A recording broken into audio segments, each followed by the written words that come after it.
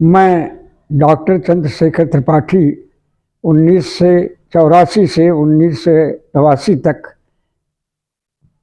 संसद सदस्य रहा हूं और मुझे संयोग से करीब 20 देशों में जाने का अवसर भी मिला है।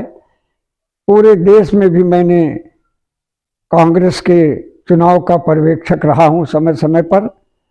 और 26 जनवरी 1950 में जो हमारा संविधान लागू हुआ, दरअसल ये संविधान हमारा दुनिया का एक बड़ा विचित्र संविधान है, जो सबसे बड़ा है, सांप्रदायिक नहीं है, धर्मनिरपेक्ष है, लिखित है और इसमें अमेंडमेंट करने की गुंजाइश भी है।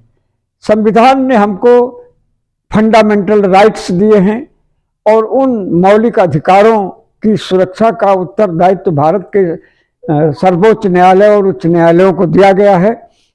सामाजिक न्याय, सांप्रदायिक सौहार्द, समता और देश को एक रखने के लिए संविधान ने हम लोगों को बल दिया है और इसीलिए सारी संस्थाएं संविधान ही सर्वोच्च है जिनसे शक्ति प्राप्त करती है, चाहे वो न्यायपालिका हो, चाहे कार्यपालिका हो, चाहे विधायिका हो, चाहे इलेक्शन कमिश्नर हो, चाहे वो कंट्रोलर एंड ऑडिटर जनरल हो। ये सारे लोग अपनी शक्तियां संविधान से ही प्राप्त करते हैं और संविधान ही सर्वोच्च है। और संविधान की मंशा यही है कि ये देश एकजुट रहे, देश में आपसी सौहार्द बना रहे, देश की प्रगति में हर आदमियों का कंट्रीब्यूशन हो, हर आदमियों की सहभागिता हो। इसीलिए इस देश के दो रूप हैं, एक गणतंत्र, एक प्रजातंत्र।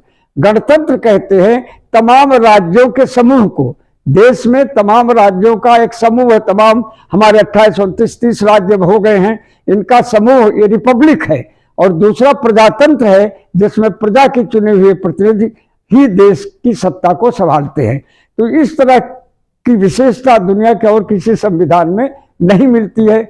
साथ ही साथ ये हिंदुस्तान का हमारा संविधान जो है, ये दुनिया का सबसे बड़ा संविधान है और दुनिया का सबसे बड़ा प्रजातंत्र भी है।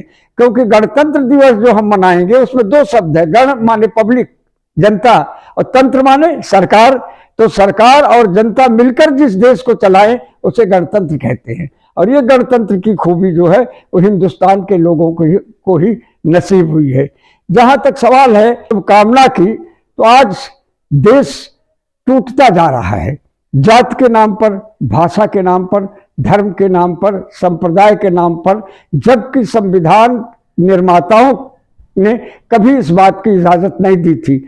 आज चुनौती है देश के सामने और हम देशवासियों से ये प्रार्थना करेंगे, अपील करेंगे, निवेदन करेंगे कि इस देश को हजारों लोगों ने अपने सर कलम कराकर, तमाम बलिदान देकर इस खंड राज्य वाले हिंदुस्तान को एक अखंड राज्य के रूप में बनाया था।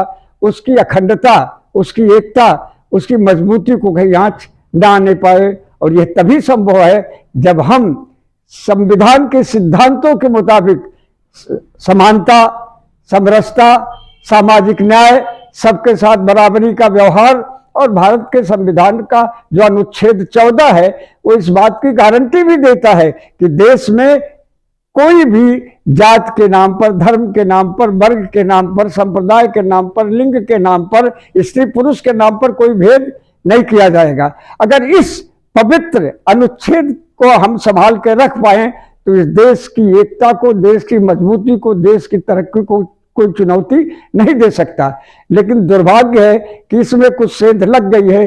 देशवासियों से मेरी अपील है कि हम दुनिया के सबसे प्रजातंत्र होने का जो गौरव रखते हैं उसको बनाए रखें। हमारी एकता, हमारे राष्ट्र की अखंडता, हमारा सांप्रदायिक सौहार्द और हमारी धर्मनिरपेक्षता का जो स्वरूप है उसमें कहीं आंच ना आने पाए, उसमें कोई परिवर्तन न होने पाए, यही देशवासियों से अपील है और देश हमारा उत्तरोत्तर प्रगति के पथ पर चलता रहे।